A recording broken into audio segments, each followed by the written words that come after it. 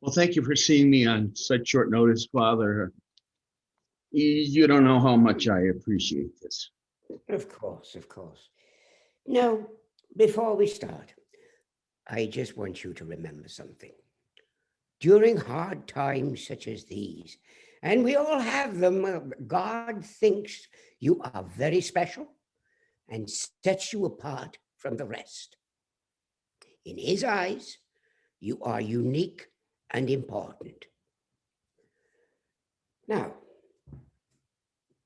what seems to be the problem, Bob? Bill, Bill? yes, Then, then why the hell am I calling you Bob? not sure. Okay, Bill, I'm sorry. Now I have to make an association. Now hold on a second. Hold on. Bill, Dollar Bill, Buffalo Bill Cody, Billy Goat Gruff, Bill me. Meet him on a Monday and my heart stood still. Bill, got it. Now, very well. You're here, and that takes courage. What was your name again? Bill, Ah, yes. Dollar Bill Cody, Buffalo Bill, Big Butt Water. That's my Bing Crosby imitation. Buffalo Bill, Big Butt dropped his bees because his bees couldn't bop him. That always gets me. Now, what seems to be the problem? the problem is that I have a problem. Yeah, well, let me guess. It's the wife. How did you know? Well, I just kind of figured. I try and talk to people, but I have just very few places to go.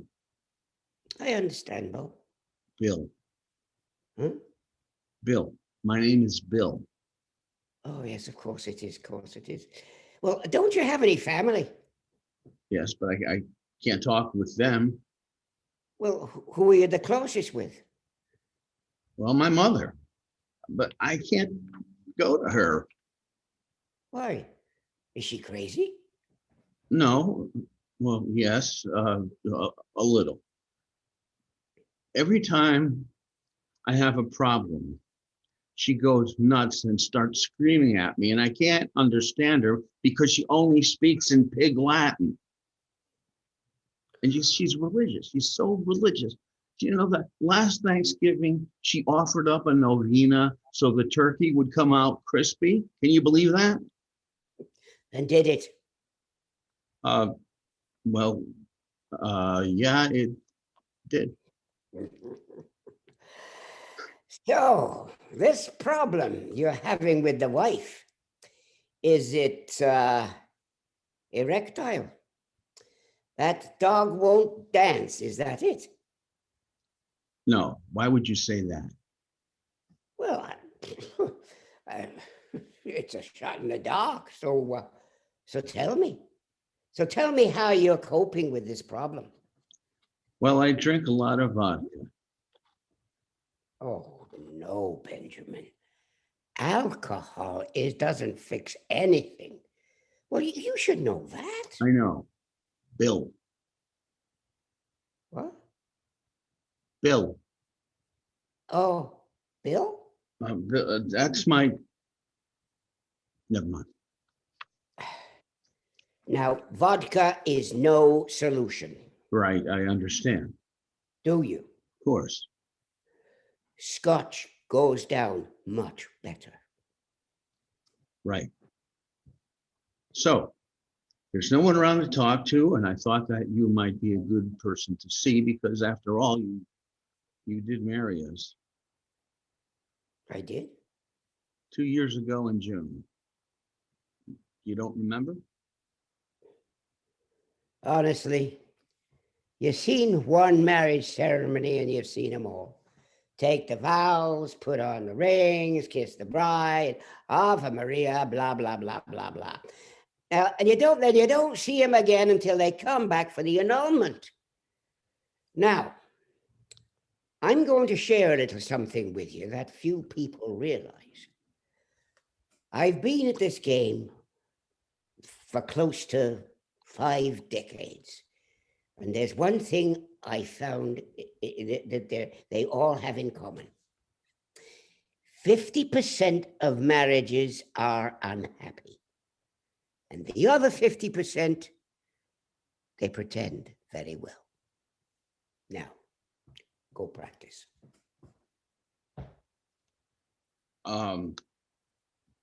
That is your advice. Go practice.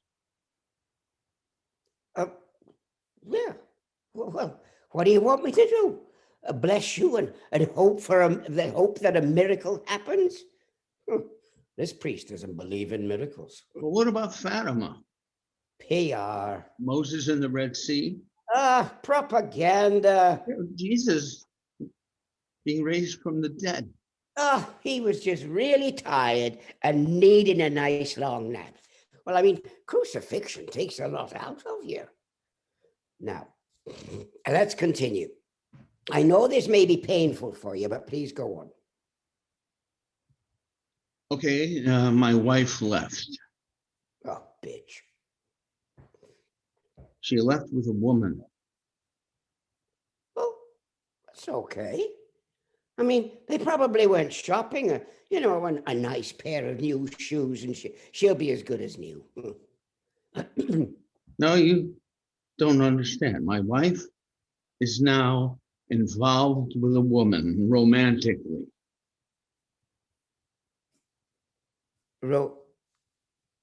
Romantically? Yes. You mean kissing and touching in a way that is reserved for the holy sanctity of marriage? Yes. Oh, that is hard. What?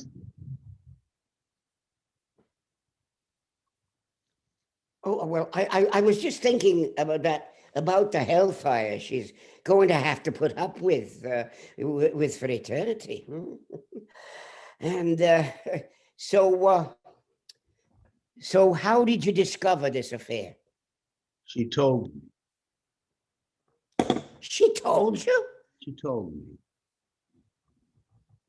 She told you? Yes. Well, there was no telltale signs, no discarded panties you didn't recognize, or moaning coming from a distant bedroom. No. Oh, come on. At least make this interesting.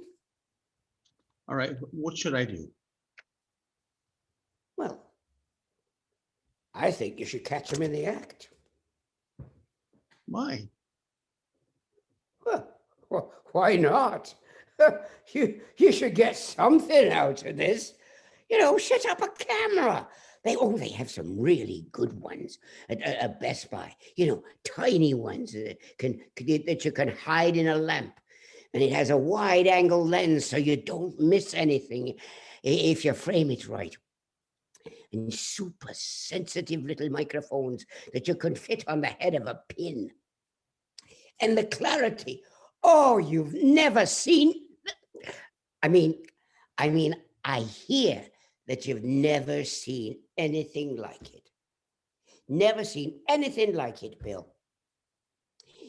Now, do you believe in the Word of God? Of course. Well, you should remember the words of Jesus when he said, "If you should be a man, take off the dress and act like one." I don't think he said that. Well, who's the priest here? You or me? Bill, now let me tell you a little story. I once counseled a couple who were having problems. He was drinking heavily, and she was giving it away to the mailman, the plumber, the electrician, or anyone who even remotely demonstrated a talent for a useful trade. He drank because he knew that what was going on. Yeah, she cavorted around with men, mostly union members, and they tried to make the marriage work, but ultimately they realized that they weren't really made for each other. Now, this was God's plan. And today this man is remarried, you see. And he has a wife and 2 children, a big house, and for a whole different set of reasons, is just as miserable. So let me get this straight. First of all, you're telling me that I should pretend in my marriage. Then you're telling me that Jesus said that men should take off the dress and act like one, and then go dating. Yeah, pretty much.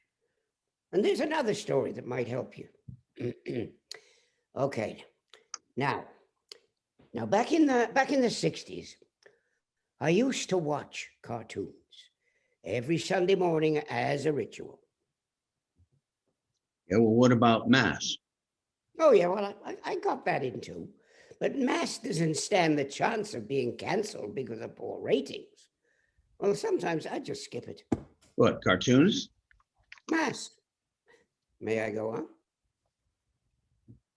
Yes. I remember this one cartoon where there was this baby goat. Oh, it was a cute little thing. Had a bell around its neck and a little beard on its chin. All through the cartoon, he wanted just one thing: a nice, juicy rutabaga. And he'd sniff the air toward the garden and know just where that rutabaga patch was. But he couldn't get in there because the farmer put up an electric fence with high voltage wiring. So one day, the desire for that rutabaga got so intense that he decided to plow down the fence and go for the gold. Now, are you with me now? Yeah. Yeah, okay. So this little goat discovered something he had never thought about before: courage. And he stood up on that hill. He dug his little paws into the ground and with fierce concentration put his head down low and ran down the mountain with great abandon, right through the fence and into the vegetable garden. Oh, so he got what he wanted. No, he fried like a pig on a spit. Oh, So the point of all this, you see, is sometimes we feel that nothing could hold us back, and we finally have the courage to go for what we need, and we experience a painful death. Now remember, Catholicism is all about suffering. Jesus suffered. St. Peter suffered. St. Francis, do you know he pledged never to enjoy anything? He'd even mix ashes with his food so it would purposely taste bad. so you're saying that we shouldn't be happy? Well, I'm merely stating that the Catholic philosophy, there is no sin in being happy. Just don't enjoy it too much.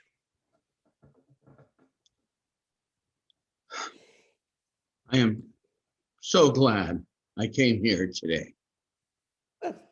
Okay.